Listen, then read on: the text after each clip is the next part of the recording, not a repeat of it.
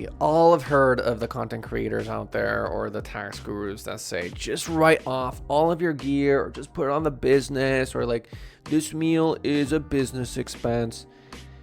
Okay, that's fine. Some instances it makes sense.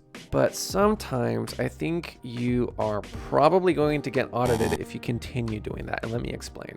Yes, we can all agree that there's some things that are business expenses, and there's no question about that. But then there's other situations where maybe you're writing off a Gucci bag.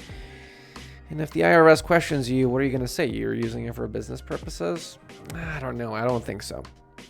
Here's what's happening is that the IRS is trying to crack down on content creators who treat everything as a write-off. I've had multiple clients who are content creators that write off their car that they don't really use for business. They write off their computer that's not really for business. They write off their cameras. They write off their Gucci bag, and they're not really business expenses. So here's what can happen.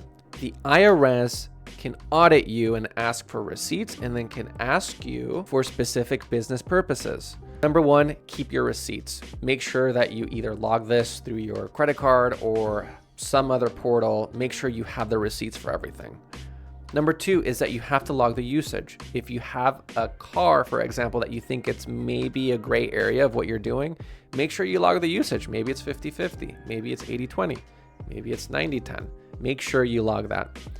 Make sure it's ordinary and necessary for your business. If it's not ordinary and necessary for your business, then it's probably not a business expense. If you mess this up, you'll be waving a red flag to the IRS.